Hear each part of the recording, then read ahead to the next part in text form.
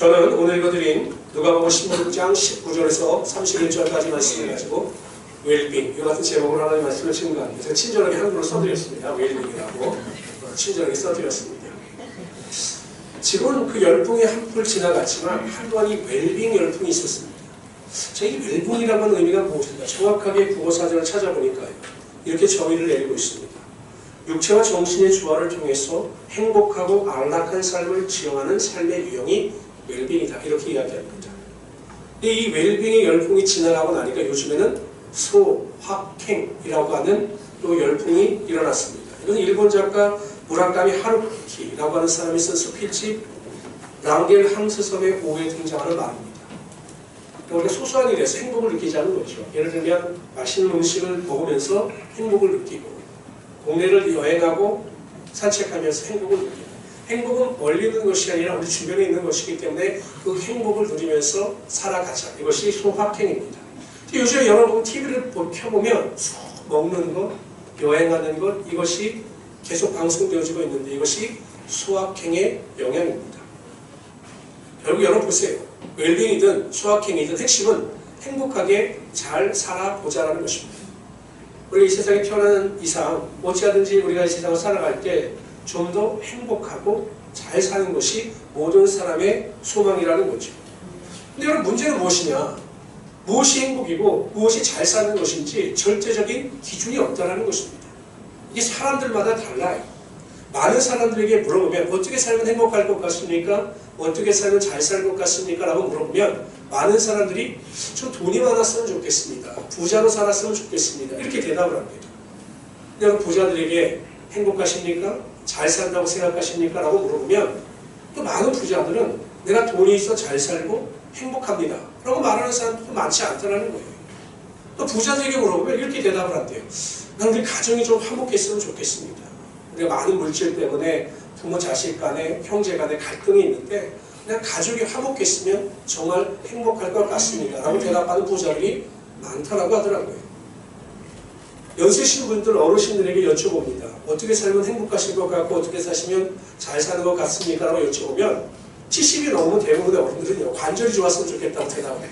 내가 관절만 튼튼하면 여한이 없겠다. 혹은 자녀들이 잘 됐으면 내가 행복할 것 같다라고 말씀을 합니다.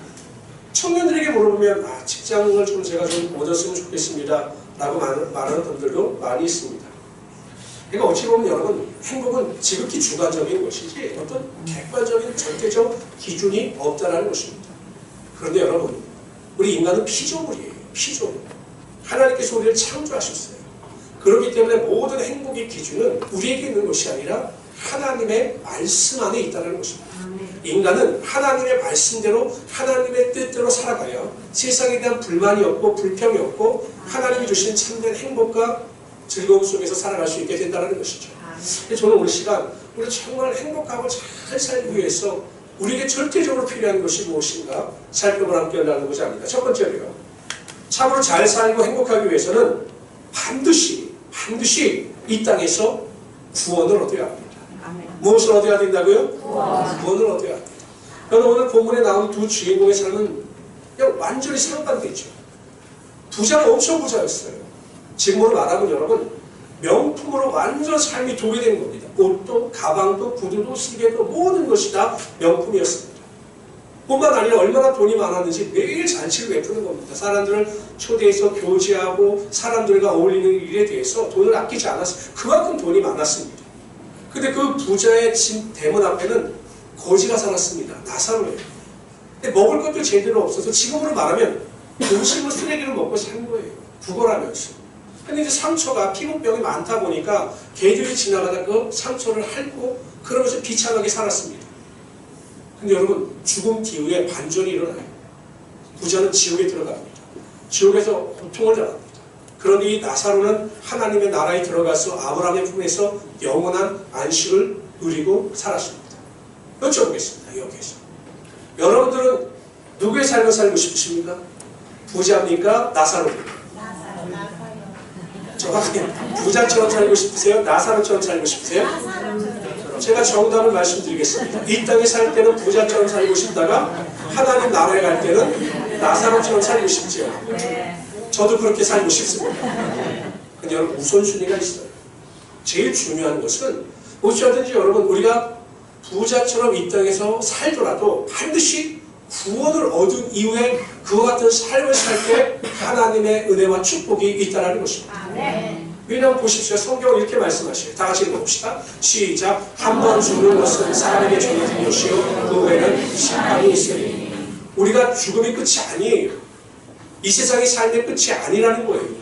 우리가 이 세상의 삶이 끝나면 그에 또 심판이 있어요. 영원 심판이 있어서 예수를 믿고 구원을 받아 하나님의 자녀가 된 사람들은 천국에 들어가는 것이고, 예수 믿지 않고 구원받지 못한 사람들은 다 지옥에 들어가서 고통을 당하기 때문에 반드시 우리가 이 땅의 삶에만 집착하지 말고 하나님 나라가 있다는 사실을 분명히 알고 구원을 받아야 한다는 것입니다. 예를 들면 이런 거예요, 여러분. 시한부 인생을 사는 사람이 있어요.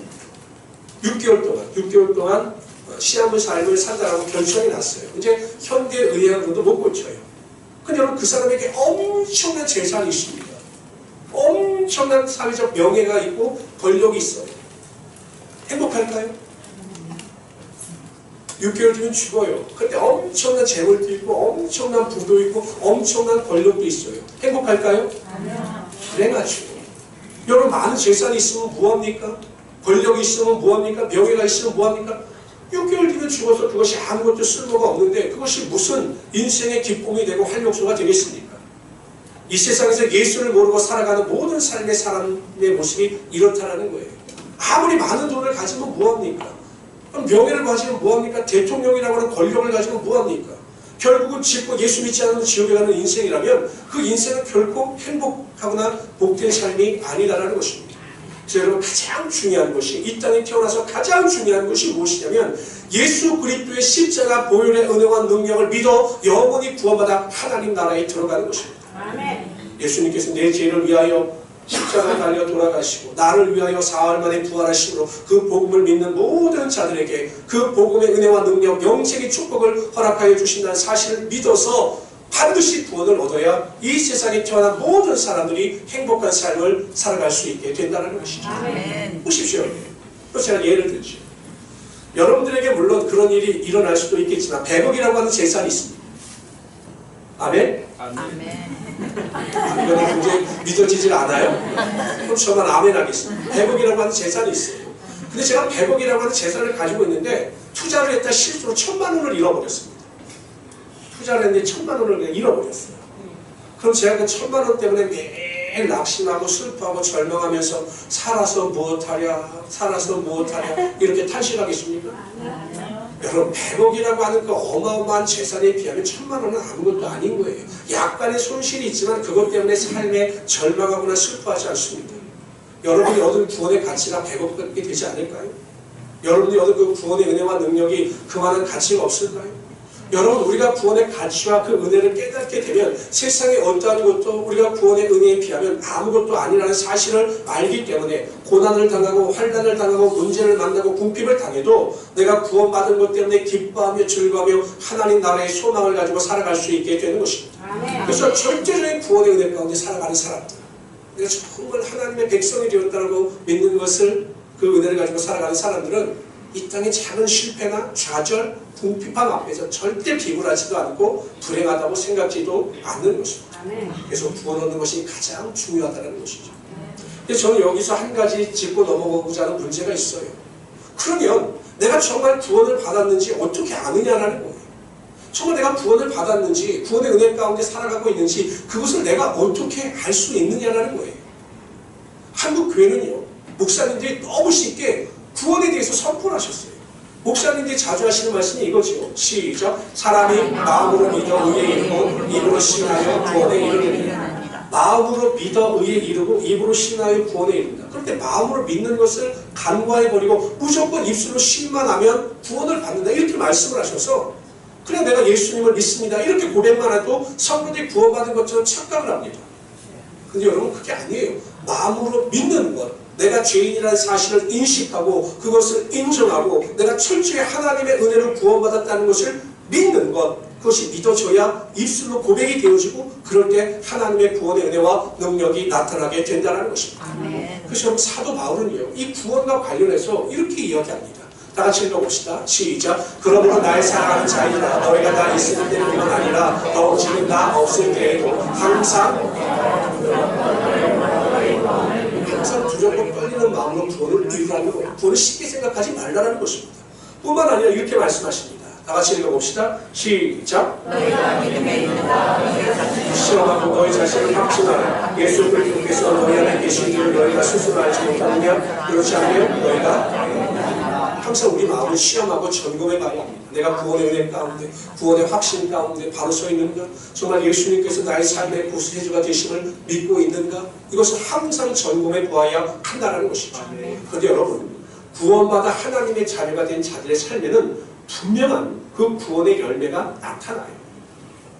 사도 바울을 보십시오. 그가 다메섹, 그러니까 다마스커스, 지금으로 말하면 시리아의 수도에 예수 믿는 사람들을 잡으려고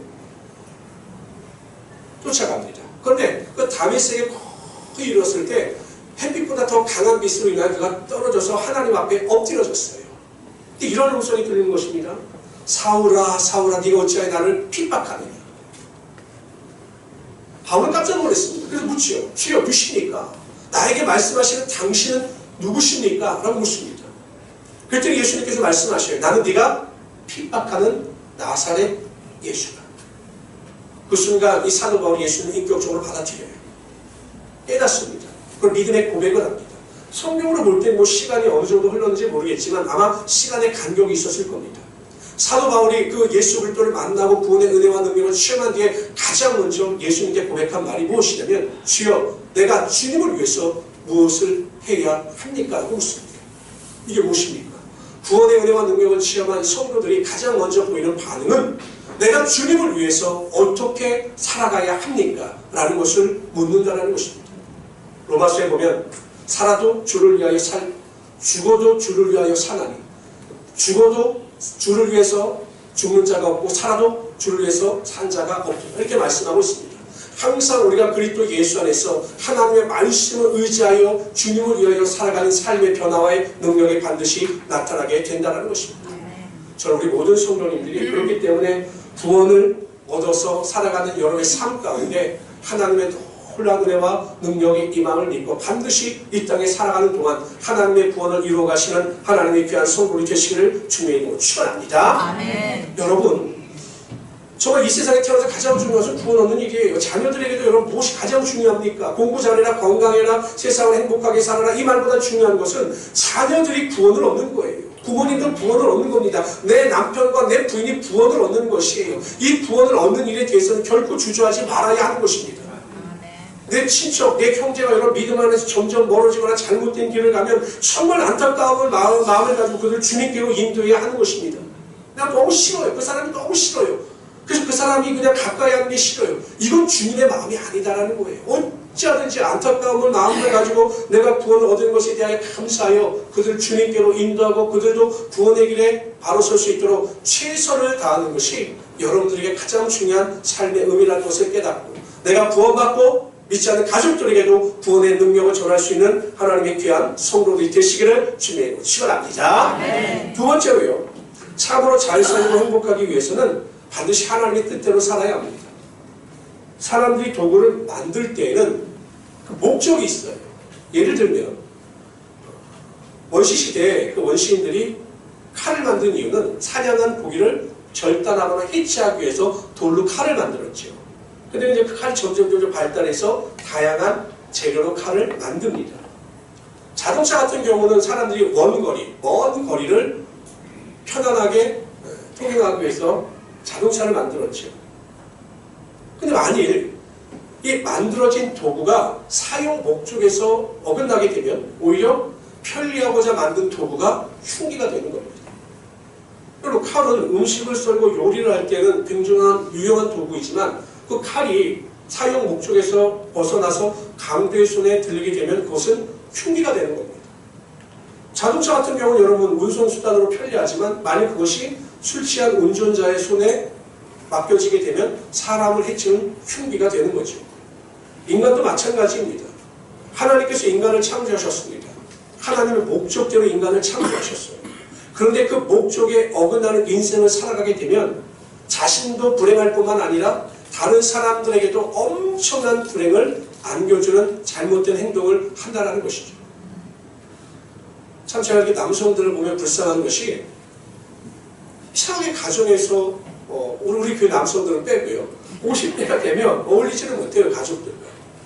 근데 왜 그런가 가만히 생각해보면 하나님께서 남편으로서 가장으로서 그 가정에 세워주신 목적이 있는데 그 목적대로 살지 못하니까 가정에서 대접을 받지 못하고 가정에서 역할을 하지 못하고 오히려 가정에서 불필요한 존재가 되고 말도 안 하는 거죠. 이게 대부분 50대 중년들이 되었을 때 가정에 나타나는 잘못된 모습입니다.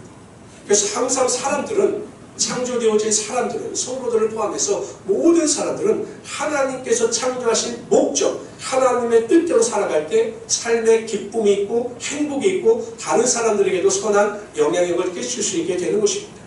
그럼 무엇이 하나님의 뜻인가? 첫째는 항상 기뻐하는 것이 하나님의 뜻이에요. 읽어봅시다. 시작. 항상 기뻐하라.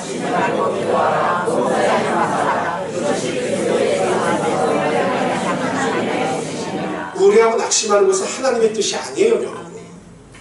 우울하고 낙심하고 절망하는 것은 마귀가 주는 겁니다. 하나님은 절대 우울감이나 낙심을 주지 않아요. 그런데 우리 성도들은 마음 가운데 우울과 낙심과 절망이 다가올 때 그냥 그걸 방치합니다. 이거 예수 이름으로 물리쳐야 돼요. 예수 이름으로 우울과 낙심을 떠나갈지어다라고 선포해야 합니다. 그런데 그냥 우울이 다가오고 낙심이 다가오면 그것을 그냥 방치하는 거죠. 그게 심해지면 우울증이 되는 건 아니겠습니까? 예수님에게는 그런 우울과 낙심을 물리칠 수 있는 권세와 능력이 있고 그것을 우리에게 주셨기 때문에 우리도 그것을 자꾸 물리쳐야 하는 것입니다. 그런데 한 걸음 더 나아가 기뻐하도록 노력해야 돼요. 여러분, 행복하기 때문에 웃는 것이 아니라 웃기 때문에 행복하다라고 하는 말이 있어요. 뭐라고요? 내가 행복하기 때문에 웃는 것이 아니라 내가 웃으면 행복해진다는 거예요. 여러분, 인간의 뇌는 굉장히 메커니즘적으로 굉장히 정교한 것 같지만 인간의 뇌는 의외로 멍청하다고 합니다.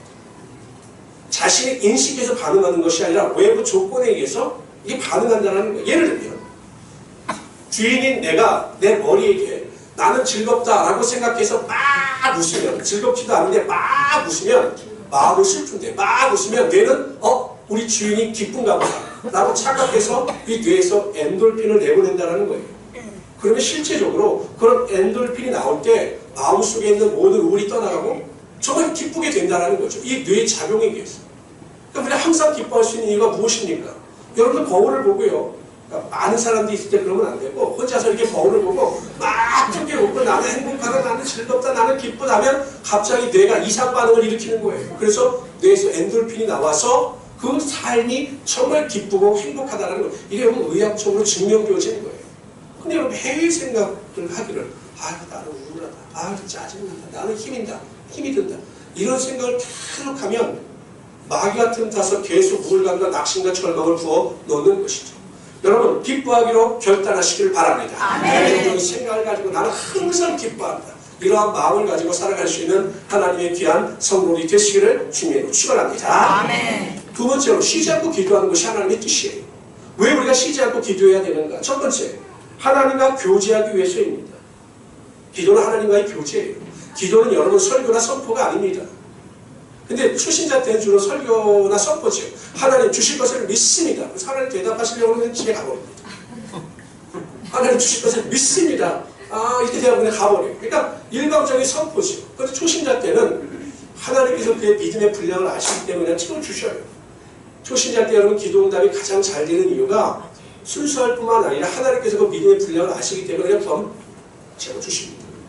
근데 믿음이 성숙해지면 선포나 설교의 기도가 아니라 대화의 기도예요. 이런 거죠. 여러분 부부간 관계도요. 이 대화가 많은 부부들은요. 항상 지시와 명령을 하지 않고 권유와 설득을 해요. 남편들 이러잖아요. 이거 해, 저거 해. 이게 아니라 정말 부부관계 속에 대화가 많은 부부들은 하면 어떨까? 하면 좋을 것 같은데 어떻게 하면 좋을까? 이게 질문과 권유가 많아요. 그러니까 이 깊은 대화, 기도를 하는 성도들 하나님 앞에 나가 해주십시오. 해줄 것을 믿습니다. 이런 기도도 하지만 항상 하나님의 뜻을 묻습니다. 하나님 어떻게 하는 것이 좋을까요? 어떻게 하는 것이 하나님의 영광이고 하나님의 뜻입니까? 이렇게 자꾸 묻습니다. 그럼 하나님께서 응답하시죠? 음성과 마음을 주시죠? 그럼 또 기도하죠? 그러면서 여러분 깨닫게 되는 놀라운 은혜가 무엇이냐면 하나님께서 나를 얼마나 사랑하시는지를 기도를 통해서 체험하게 된다는 것입니다. 아멘. 전에 몰랐어요. 그런데 기도하면 할수록 하나님께서 나를 얼마나 사랑하시는지, 나를 얼마나 좋은 곳으로 인도하시는지 그것을 깨닫고 문제 해결과는 상관없이 하나님께 기뻐하며 하나님께 감사할 수 있게 되더라는 것이죠. 그래서 여러분 깊은 기도, 깨어서 하는 기도가 중요한 것입니다. 두 번째, 우리가 쉬지 않고 기도해야 하는 이유는 자신감을 가지고 살아가기 위해서입니다. 땀을 결코 배반하지 않는다라고 하는 운동선수들의 철칙이 있어요. 열심히 훈련하면 여러분 시합에 나가서 긴장하지도 않고 시합에 나가서 두려워하지도 않아요. 어떤 상대를 만나든 어떤 환경에 있든 내가 충분히 훈련을 했기 때문에 결코 경기하는 일에 대해서 두려워하지 않습니다. 기도가 이와 같습니다. 평상시에 쉬지 않고 기도하며 기도로 단련되고 기도의 습관이 쌓인 사람들은 어떠한 문제와 고난과 환난을 만나더라도 절대 두려워하지 않습니다. 내가 지금까지 기도하면서 쌓은 하나님과의 그 깊은 관계가 있고 하나님께서 내 기도 가운데 응답하여 주신다고 하는 믿음이 있기 때문에 항상 자신감을 가지고 이 세상을 살아갈 수 있게 되는 것입니다. 기도를 하지 않으면 자신감이 없어요. 문제가 다가오고 환난이 다가와도요 자신이 없어요. 그런데 평상시에 충분히 기도하고 기도로 하나님과 올바로 관계를 맺은 사람들은 절대 두려워하지 않습니다. 여러분들이 문제 앞에서 두려워하고 낙심하는 것은 기도를 충분히 하지 못했기 때문에 그렇습니다. 반드시 여러분 항상 깨어서 쉬지 않고 기도하는 자에게 하나님의 평안과 하나님의 은혜와 하나님의 능력이 임하심을 믿고 하나님의 뜻대로 매일 깨어서 기도하시는 하나님의 귀한 성도들이 되시기를 주님의 이름으로 축원합니다. 세 번째로 모든 일에 여러분 감사하는 것이 하나님의 뜻이에요. 원망과 불평을 멀리하고 항상 하나님 안에서 감사하는 것이 하나님의 뜻입니다. 제가 이렇게 가정을 보니까 제가 목회를 하면서 가정을 보니까 행복하고 잘 되는 가정이 있어요. 자녀들도 있고. 근데 이 가정이 항상 분열이 되고 다툼이 있는 가정이 있어요.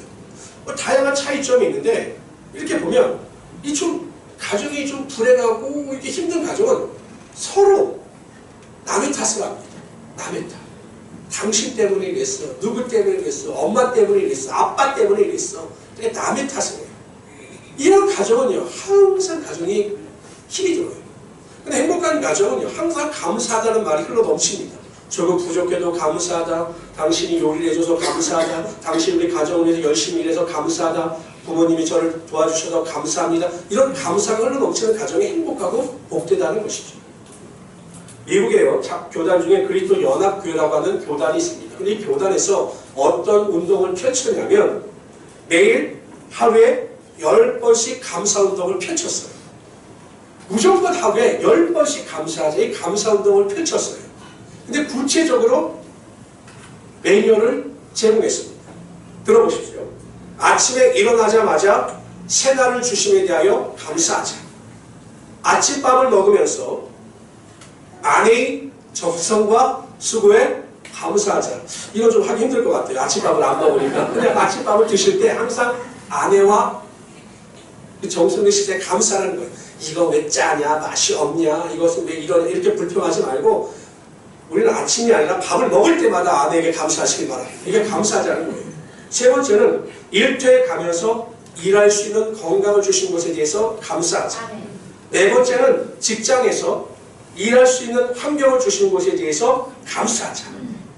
일하면서 다른 사람들과 갈등과 어려움이 있을 때는 하나님께서 또한 새롭게 도전을 주신 것에 대해서 감사하자. 여섯 번째, 칭찬을 받을 때에는 높여주심에 대해서 감사하자. 점심을 먹을 때에는 대화할 수 있는 동료를 주신 것에 대해서 감사하자. 저녁에는 한상에서 함께 식사할 수 있는 가족을 주신 것에 대해서 감사하자. 잠자리에 들면서 하루를 평안하게 인도해 주신 것에 대해서 감사하자. 제가 여기까지 이해를 했어요. 와, 정말 이 정도면 충분하다. 근데 이 교단은 더 놀라운 사실이 꿈속에서도 감사하자는 거예요. 꿈속에서도. 무엇을 감사하냐? 생명을 주신 은혜에 감사하자라는 거예요. 그런데 여러분, 이렇게 10가지, 하루에 10가지 감사 운동을 펼쳤더니 사람들마다 감사할 수 있는 일이 더 많아지고 하나님께서 그 인생과 삶 가운데 가족 가운데 축복을 주셨다라고 하는 간증이 엄청나게 쏟아졌다라고 합니다. 저는 우리 모든 성도님들이 원망이나 불평이나 남을 탓하는 어리석은 말을 다 내어버리고 가족이나 모든 일에 하나님께 감사하심으로 하나님의 더 큰 축복과 은혜를 누리며 살아갈 수 있는 하나님의 귀한 성도들이 되시기를 주님으로 축원합니다. 아멘. 가정에서부터 출발하세요. 절대 다른 사람 탓하지 마시고 항상 감사합니다. 감사합니다. 이런 말이 끊이지 않기를 바랍니다. 네 번째, 영혼을 구원하는 것이 하나님의 뜻이에요. 마태복음 18장 14절에 보면 이런 말씀이 있습니다. 시작. 이와 같이 하나님은 한 영혼을 천하보다 귀하게 여기시고 그 영혼이 구원받기를 원하시는 거예요. 그래서 우리가 어찌하든지 한 영혼을 구원하는 일에 최선을 다할 수 있어야 한다는 것입니다. 제가 이번 주 목요일날 우리 권사님들과 군포에서 있는 전도 세미나에 참석을 했습니다. 그래서 제가 가서 깜짝 놀랐어요. 좋은 세미나인데 사람들이 너무 없더라고요. 우리가 우리 교회에서 6분 갔는데 항상 강의도 너무 좋고 저 굉장히 많이 도전을 받았습니다.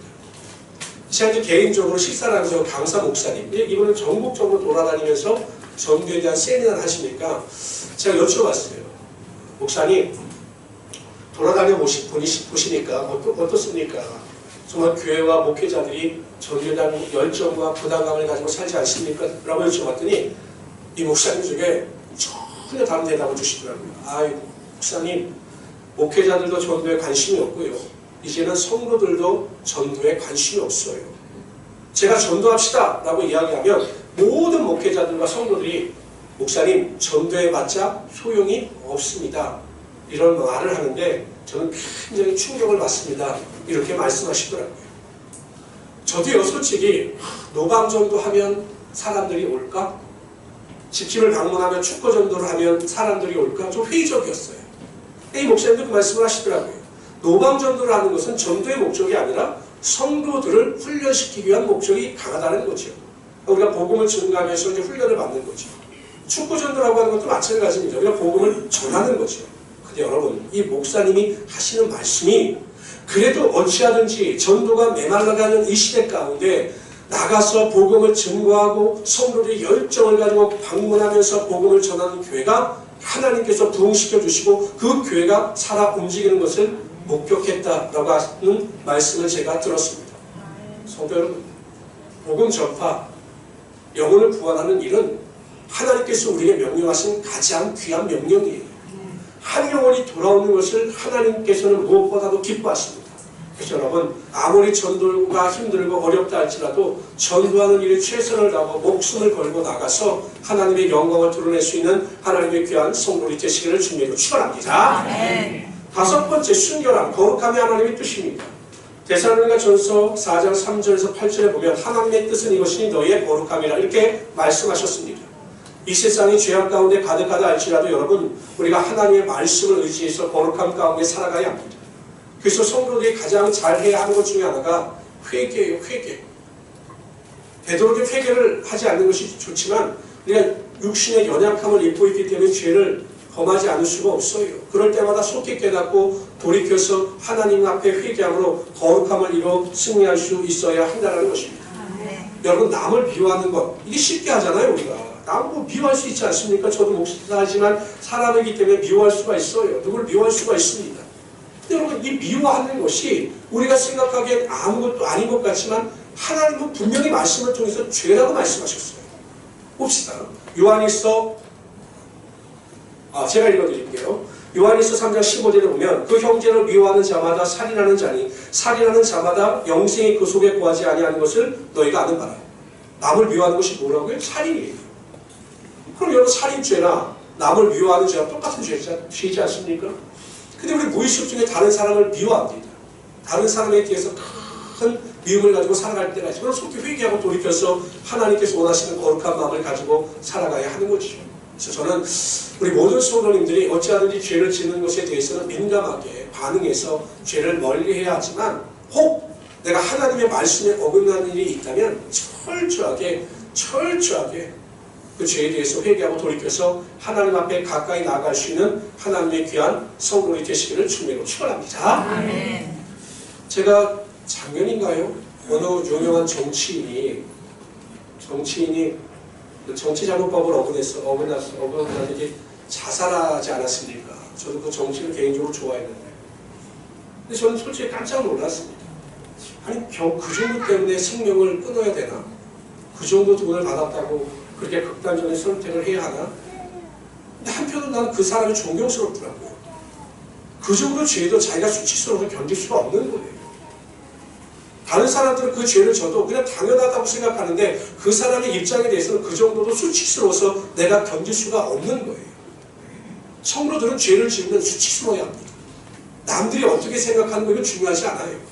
하나님 말씀대로 살지 못해서 죄를 범하면 내가 내 스스로 수치스러워야 합니다. 근데 그런 수치심이 없기 때문에 우리가 회개를 하지 못하는 것이에요. 그 수치심을 느껴야 회개하고 그 진정한 회개를 통해서 하나님의 은혜와 능력이 임하게 되는 것이죠. 아니 우리가 하나님 말씀대로 살아가자 섬기자 매일 이렇게 말을 하면서 다른 사람을 미워하고 섬기지 못하면 마음속에 수치심이 있어야 합니다. 가족을 살아가지 못하고 섬기지 못하면 내 마음속에 수치심이 있어야 돼요. 내가 하나님 말씀대로 살지 못하는 것에 대한 수치심이 있어야 되는데 전혀 그런 수치심이 없어요. 그러니까 회개하지 못하니까 거룩한 삶을 살아가지 못하게 되더라는 것이죠. 물론 저부터 모든 것이 포함되지만 저는 우리 모든 성도님들이 이 죄에 대해서만큼은 절대적인 은혜 가운데 멀리하시고 죄를 철저히 회개하고 돌이키셔서 거룩함 가운데 승리할 수 있는 우리 성도들이 되시기를 주님으로 축원합니다. 한번 태어난 인생 우리가 이 세상을 살아갈 때 잘 살아야 되고 행복하게 살아야 합니다. 그렇지 않아요 여러분? 인생 이 땅에서 살아가면서 정말 잘 살고 행복하게 살아가야 되지 않겠습니까? 그러기 위해서 첫 번째 반드시 구원을 얻을 수 있는 우리 성도들 되시기를 주님으로 축원합니다. 구원의 은혜 가운데 살아갈 수 있기를 바랍니다. 믿지 않은 가족들이 있다면 그들에게 구원의 은혜와 능력을 전하시기를 바랍니다. 두 번째, 하나님의 뜻대로 살아가시기를 바랍니다. 항상 기뻐하십시오. 기뻐하는 것이 하나님의 뜻이에요. 우울해하거나 절망하거나 낙심하는 것은 하나님의 뜻이 아닙니다. 우울감이나 슬픔이나 낙심을 밀려면 예수의 이름으로 물리치시기를 바랍니다. 그리고 항상 기뻐할 수 있는 은혜 가운데 살아가시기를 바랍니다. 두 번째, 쉬지 않고 기도하십시오. 기도하면 모든 것이 변합니다. 기도하면 모든 것이 은혜가 되고 기도하면 모든 능력이 반드시 우리의 삶 가운데 나타나게 되는 것입니다. 세 번째, 모든 일에 감사하십시오. 네 번째, 전도하는 일에 최선을 다하십시오. 거룩하게 살아가십시오. 그러면 세상이 줄 수 없는 참된 행복과 삶의 기쁨이 반드시 여러분 삶 가운데 흘러넘치게 될 것입니다. 이런 믿음을 가지고 승리하신 우리 성도들 되시기를 주님으로 축원합니다. 기도합시다.